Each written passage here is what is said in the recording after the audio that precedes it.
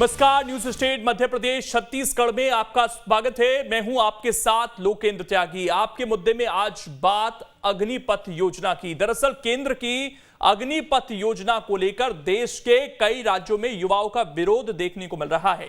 कई शहरों में छात्रों ने हिंसक प्रदर्शन किया और साथ ही सरकारी और निजी संपत्तियों को काफी नुकसान पहुंचाया है। ऐसे में सवाल यह उठता है कि अग्निपथ से पहले ही अग्नि परीक्षा क्यों गुस्से में हैं देश भर के युवा। आज इसी पर करेंगे चर्चा। कुछ खास मेहमान भी हमारे साथ जुड़ेंगे, लेकिन उससे पहले आज की रिपोर्ट आप देखिए।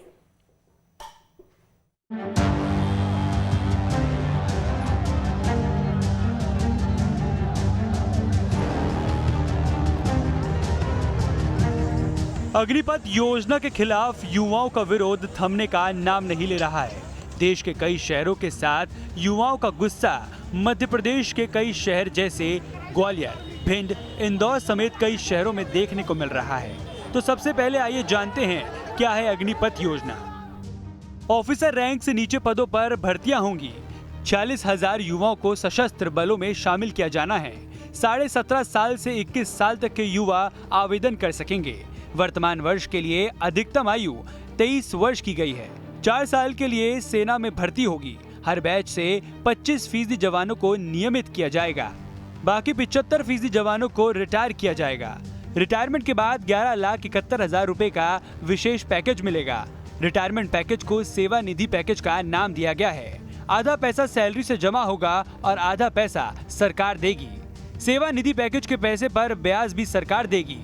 दरअसल इस योजना को लेकर युवाओं के मन में कई तरह की आशंका है, जिस वजह से वो विरोध के रूप में उपद्रव मचा रहे हैं। 4 साल की सेवा से सेना में प्रोफेशनलिज्म खत्म हो जाएगा। सेना का रेजिमेंट सिस्टम प्रभावित होगा। 4 साल बाद उनका भविष्य अनिश्चित हो जाएगा। रिटायरमेंट के बाद नए सिरे से विकल्प तलाशना होगा। 21 साल के युवा अपरिपक्व होंगे। एक तरफ सरकार लगातार युवाओं को योजनाओं के बारे में समझाने की कोशिश कर रही है, तो वहीं विपक्ष सरकार पर योजनाओं को वापस लेने का दबाव डाल रही है। कमलनाथ ने भी ट्वीट कर युवाओं से मांगों पर डटे रहने की अपील की है। साथ ही सरकार से अग्निपथ योजना वापस लेने की मांग की है। विपक्ष की इस मांग पर नरोत्तम मिश्रा ने योजना को कल्याणकारी बताते हुए विपक्ष पर भ्रम फैलाने का आरोप लगाया है। ज्यादा युवाओं को सेवा का मौका मिलेगा। सेना में औसत उम्र 32 से घटकर 26 साल होगी। 4 साल बाद दूसरी नौकरियों के अवसर मिलेंगे। पुलिस और दूसरी संबंधित सेवाओं में वरीयता मिलेगी। अग्निवीरों को CAPF और असम राइफल्स में प्राथमिकता मिलेगी। राज्य सरकार भी नौकरियों में प्राथमिकता देंगी। तकनीकी ट्रेनिंग, डिप्लोमा और पढ़ाई के मौके मिलेंगे। भ्रम फैलाने की कमलनाथ जी का ट्वीट मैंने देखा, उन जैसों की एक कोशिश है। हमारे बच्चे हैं कोचिंग के लिए भिंड के और मुरैना के, वहाँ आते हैं और उनके बीच में भ्रम फैलने की स्थिति में उन्होंने पथराव जैसा और टायरों में कुछ आग लगाई थी। 4 FIR उसमें हम कर रहे हैं, 2 RPF में और 2 पुलिस में। अभी स्थिति पूरी तरह से शांत है और स्थिति पूरी तरह से नियंत्रण में है। भले ही सरकार योजना को लेकर समझाने की कोशिश करे, लेकिन कई दिनों से छात्र लगातार हिंसक प्रदर्शन कर रहे हैं। कई ट्रेनों को आग के हवाले कर दिया। साथ ही निजी संपत्तियों को भी काफी नुकसान पहुंचाया है। अब छात्रों को विपक्ष का भी साथ मिल रहा है। हालांकि सरकार लगातार छात्रों को योजना के लाभ समझाने की कोशिश कर रही है, लेकिन अब ये देखने वाली बात होगी कि छात्र अपनी मांगों पर अड़े रहते हैं या उपद्रव बंद कर देते हैं। Team news state. और चर्चा करने के लिए खास मेहमान इस वक्त हमारे साथ जुड़ गए हैं। सबसे पहले परिचय करा देता हूं। डॉक्टर सत्यप्रकाश शर्मा जी हैं, वरिष्ठ पत्रकार हैं। पंकज चतुर्वेदी जी हैं, प्रवक्ता हैं बीजेपी के। और संतोष परिहार जी हैं, प्रवक्ता हैं कांग्रेस के। आप तीनों का बहुत बहुत स्वागत है। थोड़ी देर में डिफेंस से जुड़े हुए एक्सपर्ट भी हमारे साथ जुड़ेंगे। लेकिन पंकज जी, जब योजना अच्छी है तो फिर युवा विरोध क्यों कर रहे हैं? सवाल पूछा और विरोध युवा नहीं कर रहे हैं। देश के युवाओं को वो लोग भ्रम में डाल रहे हैं जो रिफॉर्म्स के यानी सुधार के विरोध में है।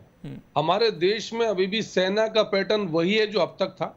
मैं आपको अमेरिका का उदाहरण दूंगा। वहाँ लोकेन जी 4 साल की स्वैच्छिक सेवा मिलिट्री के लिए होती है। वही पीरियड हमारे यहाँ 4 साल का। और 4 साल के लिए उसमें से कुछ लोगों को रिजर्व रखा जाता है कि जरूरत पड़े तो उनको सेना में बुलाया जाएगा। रूस की बात करें तो वहाँ रेगुलर और कॉन्ट्रैक्ट पर दोनों तरीके की सर्विस होती है। फ्रांस की बात करें तो वहाँ जो सेना के लिए 1 से 5 साल की अवधि में काम करना जो है वो अवधि है, और उसमें ट्रेनिंग कितने की है? 3 महीने की। चाइना की बात कर लेते हैं। चाइना में 2 साल की सेना की सेवा अनिवार्य है और ट्रेनिंग कितने दिन की? 40 दिन की। इजराइल में 24 महीने महिलाओं के लिए, 32 महीने पुरुषों के लिए सेना में काम करना अनिवार्य है। ब्रिटेन में तो राज परिवार के लोग तक सेना जाते अनिवार्यता है।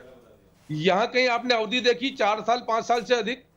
इजराइल में तो 32 महीने की है और 24 महीने की है। फिर आप प्रक्रिया को समझिए कि उस प्रक्रिया में 10वीं और 12वीं पास बच्चों की बात की जा रही है, 21 साल तक की बात की जा रही है। 21 साल के पहले यानी स्नातक होने के पहले कौन सा युवा लोकेन जी करियर की बात करता है? कौन सी तैयारी करता है?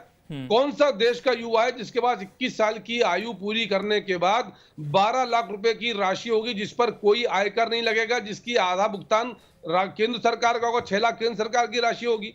कौन सा ऐसा देश है जहां पर युवाओं का इतना स्किल डेवलपमेंट किया जाएगा? आर्मी में जाके क्या करेंगे वो?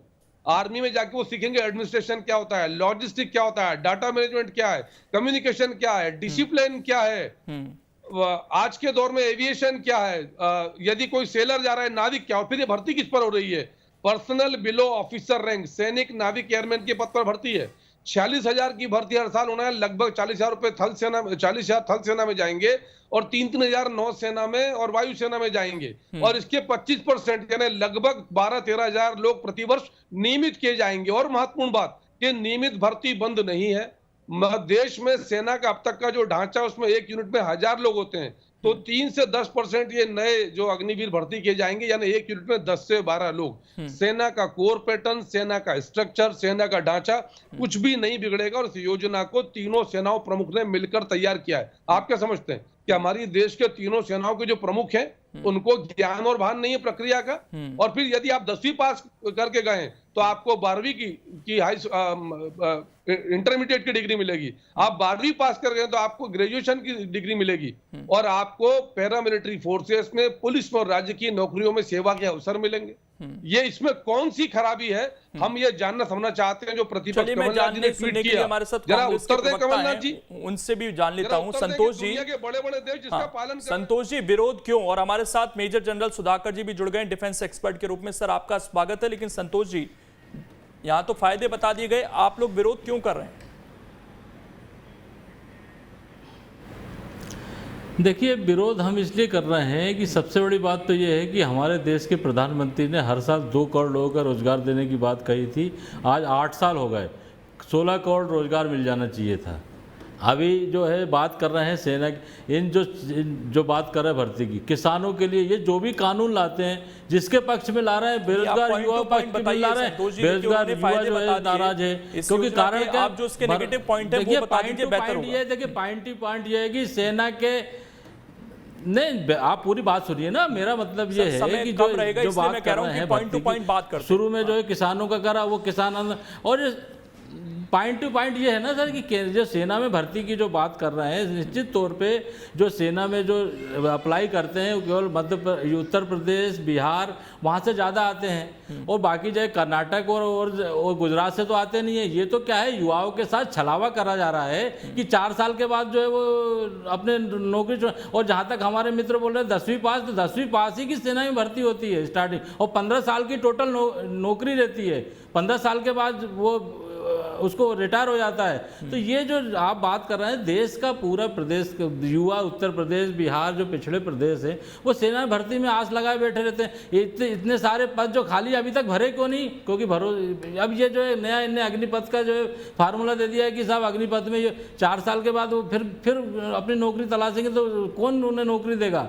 और जो बातें करते हैं पूरे देश में जो है इनके पुराने वादों पे झूठा जो वादा है, पूरे देश की जनता देख रही, बेरोजगार देख रहे हैं। इन्होंने जीएसटी की बात करी थी, जीएसटी के अंदर कोई व्यापारी खुश नहीं है, सारे व्यापारी जो है धंधा बंद करके जा रहे हैं। इन्होंने किसानों की बात, आपने कहा कि जब वो 4 साल बाद आएंगे तो क्या करेंगे, मैं इसका जवाब देने की कोशिश करूंगा। लेकिन उससे पहले सुधाकर जी, ये जो विरोध हो रहा है ये कितना सही है? सरकार कह रही है कि ये बड़ा रिफॉर्म किया गया सेना के अंदर, हकीकत क्या है सर? आपको धन्यवाद देता हूं और बहुत आभारी हूं कि न्यूज़ नेशन ने मुझे काबिल समझा और इनवाइट किया है जी। अगर आपके पास समय है, मैं कुछ मोटा मोटा अहम इशू बताना चाहता हूं। मैं ना डिफेंड करना चाहूंगा, ना मैं ओपोज करने चाहूंगा। मैं हकीकत बताने जा रहा हूं। जो पैनलिस्ट अभी तक जो उन्होंने बयान दिए हैं, चल रहा है, निश्चित तौर पे बहुत सही संतोष जी, एक मिनट सर, मैं आ रहा हूँ आपके पास जी। मैं बोल सकता हूँ कुछ? जी जी, प्लीज। देखिए मेरे विचार में मैं सबसे पहला एक हूँ जो commentator media main stream channel में सबसे पहला कमेंटेटर जो इस प्रस्ताव या इम्प्लीमेंटेशन के विरोध किया था। सबसे पहले मुझे जानकारी नहीं था क्या है इसके अंदर, जो फंडामेंटल इश्यूज हैं जानकारी नहीं था, लेकिन फौज में होने के नाते 38 साल बहुत होता है, इतना मुझे पता था कि 3-4 साल का टेन्योर होगा, 75% बाहर आ जाएंगे, 25% अंदर रहेंगे और पेंशन उनको नहीं मिलेगा। अब मेन मुद्दा क्या था कि पेंशन का जो बर्डन है, ये सरकार धीरे धीरे आने वाले समय में ये इसको कम करते जाएंगे, क्योंकि ज्यादातर बर्डन जो है पेंशन से, जो कैपिटल और रेवेन्यू बजट है आज के दिन में 87 और 13%। 87 है आपका रेवेन्यू, जो कि आम रूटीन फंक्शनिंग चलाने के लिए, पे, अलाउंसेस, पेंशन, और जो बाकी 13% है वो कैपिटल, बहुत बहुत कम पैसा रहता है मॉडर्नाइजेशन के लिए। सो इसी चीज को मद्देनजर रखते हुए मैं चंद एक चीजें कहना चाहता हूँ। ये जो प्रॉब्लम है ना, ये कांग्रेस का है ना बीजेपी, ये है नेशनल सिक्योरिटी, नंबर 1। नंबर 2, ये बहुत नाजुक स्थिति है, भूलिएगा मत, ये पैंडेमिक का 2 साल से ज्यादा 2.5 साल का समय है। हर एक देश का इकोनॉमिक कोलैप्स हो रखा है, अनएम्प्लॉयमेंट प्रॉब्लम हो रखा है। नेक्स्ट पॉइंट है, 2019 से लेके अभी तक फौज में कोई रिक्रूटमेंट नहीं हुआ है। करीब 2-2.5 लाख का डेफिशिएंसी या 2 लाख के करीब डेफिशिएंसी चल रहे हैं। नेक्स्ट पॉइंट ये मैं कहना चाह रहा हूँ, यूक्रेन का जो लड़ाई, हमारा देश का जो स्थिति है, देखिए आप नॉर्दर्न बॉर्डर के साथ चाइना के साथ एक्सटेंडेड स्टैंड ऑफ है, तो ये जो माहौल इस तरह बना हुआ है, पाकिस्तान की तरह देखिए क्या परिस्थिति है, अफगानिस्तान में क्या हो रहा है, आईसिस, खोरासान, अलकायदा जो स्लीपर सेल्स बढ़ते जा रहे हैं, इसका इशू हो रहा है, आपका फार्मल एजुटेशन हो रहा है, और अलग अलग किस्म की जुडिशरी इज अंडर अटैक। सो ये चीजों को मद्देनजर रखते हुए मेरे विचार में ये जो युवा आज उछल के ट्रेन जला रहे हैं, बस तोड़ रहे हैं, नेशनल एसेट्स और प्रॉपर्टीज को कर रहे हैं, ये बहुत एक गलत एग्जाम्पल है। ऐसा लोग फौज में आने से बहुत खतरनाक इसका नतीजा हो सकता है। तो मैं सिर्फ इतना कहूंगा, सरकार के लिए चंद एक बुनियादी चीजें हैं जो उनको ग्रहण करना चाहिए, एक्सेप्ट करना चाहिए, और हमारा जो इंडिविजुअल है उनको भी कुछ एक्सेप्टेंस करना चाहिए। आज के दिन में अनएम्प्लॉयमेंट प्रॉब्लम सबसे खतरनाक चल रहा है। अगर सरकार ये सोच के एम्प्लॉयमेंट अपॉर्चुनिटी बढ़ाने की कोशिश कर रहे हैं, यह बहुत बढ़िया मौका है इसमें आने के लिए, लेकिन सरकार को चंद एक चीजें ध्यान देना निहायत आवश्यक है। नंबर 1, ये कोई नया सिस्टम, जो सिस्टम अभी तक लागू नहीं हुआ है, अभी जो वातावरण देश के साथ चल रहा है, ऐसा वातावरण में कोई नया सिस्टम को इतना एब्रप्टली इंट्रोड्यूस करना सही नहीं है। Number 2, change management. एक मैनेजमेंट में एक फ्रेज यूज करते हैं, कोई चीज नया शुरू करने से पहले जो अफेक्टेड पार्टी है, स्टेक होल्डर है, उनको बताना, सेंसिटाइज करना निहायत आवश्यक है। नंबर 3, जो दुविधाएं या एग्जाइटी जो लोगों के मन में आ रहा है, पेंशन की बात हो, ये सेकेंड एम्प्लॉयमेंट जब आउट हो जाते हैं कैसे हो, जब तक ये full proof legislated executive order या ऑर्डिनेंस पास नहीं होता है, तब तक लोगों को तसल्ली होना मुश्किल होगा। क्योंकि आपको याद होगा, जब हमारे डिफेंस मिनिस्टर एंथनी साहब थे, वो पिछले कोई कमिटियों का जो रिकमेंडेशन था, लेटरल शिफ्टिंग, फौज से कुछ जो सैनिक निकल के सीएपीएफ, बीएसएफ, आपका अलग अलग जो संस्था है, पुलिस में जाके ज्वाइन करेंगे, ये सक्सेसफुल नहीं हुआ था, उनके तरफ से काफी रेजिस्टेंस हुई थी। तो इसीलिए बच्चों के बीच में ये जो हमारा यूथ है, इनके दिमाग में ये प्रश्न उठ रहा है कि ये ऐसा ही फॉल्स एश्योरेंस देके चले जाएंगे, कुछ होने वाला नहीं है, नौकरी तो कम होता है, बड़े मुश्किल से एक नौकरी मिलता है, इसको छोड़ के दूसरा नौकरी कौन देगा। जब तक इनके मन में जो सवाल आ रहे हैं, इसको नेशनल लेवल पे जब तक सलाह मशवरा करके, डिलिबरेट करके एक प्रस्ताव नहीं बनाएंगे, इम्प्लीमेंट नहीं करेंगे, ये बहुत ही खतरनाक साबित हो सकता है। इसीलिए मेरे तरफ से सुझाव ये है कि ये नए प्रस्ताव को जल्दबाजी ना करके एक पायलट मॉडल पर ट्रायल किया जाए 4 साल तक। कोई जल्दी नहीं है। नेशनल सिक्योरिटी के साथ ये आग के साथ खेलना ठीक नहीं होगा। नंबर 2, जो पॉइंट सामने उभर के आएंगे उनके ऊपर गौर करना नेशनल लेवल पे सही रहेगा। Back to you please. ठीक है, मैं इस पर सत्य प्रकाश जी का रिएक्शन ले लेता हूं, उसके बाद पंकज चतुर्वेदी जी आपके पास आता हूं। कई सवाल हो गए यहां से। सत्य प्रकाश जी, आपकी नजर में सरकार इससे रिफॉर्म बता रही है, दूसरी तरफ युवा आशंकित हैं, और इसका जिक्र यहाँ पर जो हमारे साथ एक्सपर्ट जुड़े हुए उन्होंने भी किया कि उस आशंका को दूर करना चाहिए था शायद पहले, उसके बाद इस रिफॉर्म के बारे में सोचना चाहिए था। जी जी लोकेन जी, देखिए, रिफॉर्म्स या एडवांसमेंट एक सतत प्रक्रिया है और सरकारों को इसमें काम करने के लिए आगे आना चाहिए, किंतु परिस्थितियां ये होती हैं कि ये कहाँ फिजिबल है। क्या फौज में ये सब जरूरी है? जहां से ये अडॉप्ट किया गया है वो उन देशों के मामले हैं जहां की पॉपुलेशन 50 मिलियन से 100 मिलियन के बीच में है। इतने बड़े हाई पॉपुलेटेड कंट्री में ये क्या संभव होगा, इस पर विचार करना चाहिए। हालांकि जो रिफॉर्म्स का जो मामला है वो वाकई बहुत अच्छा है, लेकिन इसके लिए डिफेंस डिपार्टमेंट को प्लेटफॉर्म नहीं बनाना चाहिए। मेरे ख्याल से कोई अलग सेल बना के उस पर अगर स्किल करें, क्योंकि क्या है कि आप जानते हैं कि जो भी बच्चा डिफेंस की नौकरी ज्वाइन करता है तो वो डिफेंस को अपने जॉब का प्लेटफॉर्म नहीं मानता है। वो अपने जज्बात, अपने हौसले और नेशनलिज्म, इसके आधार पर ही तो नौकरी ज्वाइन करता है। हर किसी के परिवार में कोई बच्चा फौज में जाने के लिए तैयार नहीं होता, चाहे वो अफसर में जाए या सिपाही बन के जाए। तो इसका तात्पर्य यह है कि देश में डिफेंस के मामले में कभी भी कोई कदम उठाया जाए, फूक फूक कर उठाया जाए। अब बात आती है कि एक 17 साल, 17.5 साल का बच्चा, क्या वो अपने करियर के बारे में बहुत कुछ समझता है?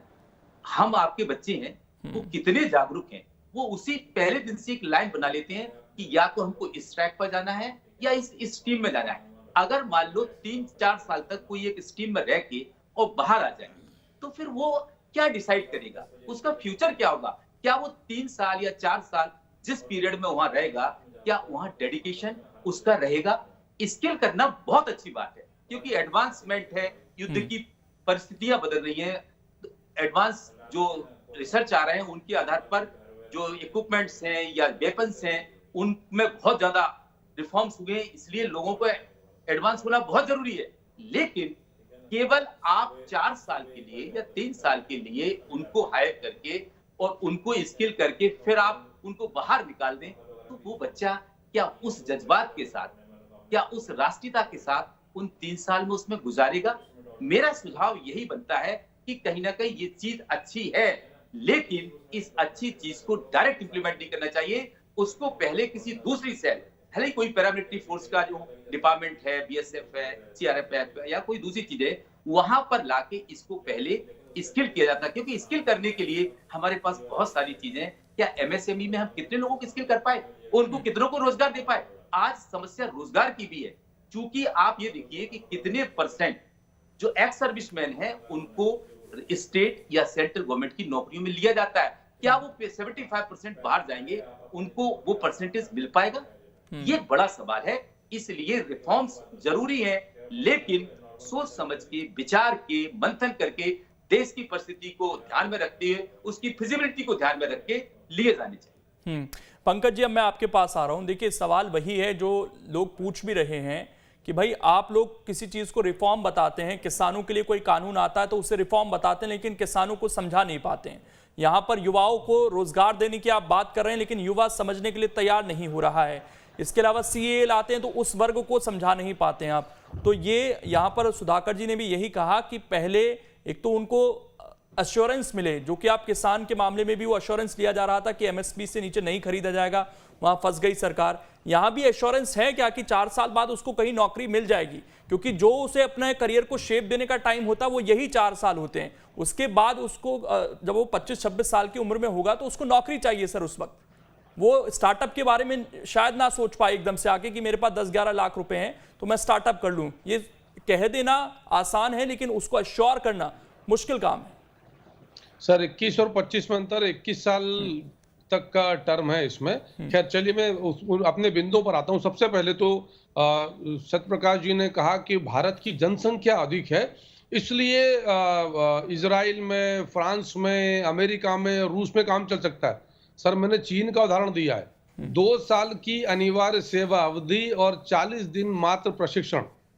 हम तो फिर भी 180 दिन की ट्रेनिंग की बातचीत कर रहे हैं। और वैश्विक स्तर पर अमेरिका की सेना, रूस की सेना, इजराइल की सेना, फ्रांस की सेना, चीन की सेना, उन सेनाओं को हम कमजोर नहीं मान सकते।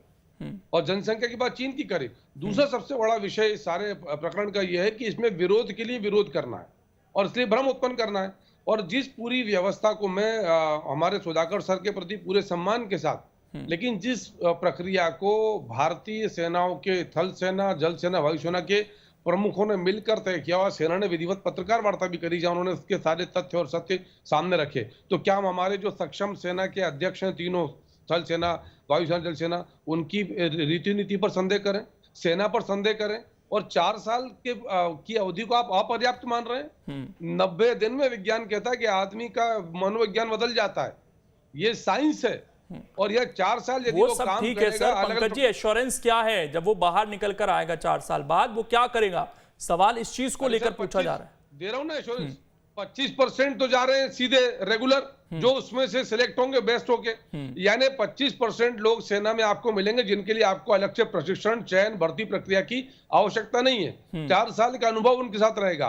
और बाकी 75% लोगों को प्राथमिकता रहेगी पैरामिलिट्री फोर्स में जाने की। और तीसरा, जो 12 लाख की बात कर रहा हूं जिस पर आयकर नहीं, जिसका आधा पैसा केंद्र सरकार देगी, क्योंकि अब हमको लोकेन जी देश में ये मनमानस बनाना पड़ेगा कि रोजगार यानी नौकरी नहीं, रोजगार यानी स्वरोजगार, रोजगार यानी सरकारी नौकरी, रोजगार यानी कहीं भी रोजगार। आज भी मैं बात करता हूं कि यदि कहीं मेरे पास यदि चयन हो, मैं छोटा मोटा काम करता हूं, कि यदि वहां कोई एक सर्विसमैन आता है तो मेरे मन मानस में उसके लिए एक अलग भाव आता है कि नहीं ये सेना से जुड़ा हुआ है, तो इसकी मानसिकता जो है अनुशासन प्रिय होगी, जिम्मेदार होगा, समझेगा दायित्व क्या है। ये कौन सिखाएगा? ये स्किल डेवलपमेंट कहाँ होंगे? इनका मूल्य नहीं है। 6 महीने का प्रशिक्षण और उसके बाद 3.5 साल की नौकरी सेना में बड़े बड़े लोगों के साथ रहना। और कितने प्रतिशत है? पूरी सेना बदल गई क्या?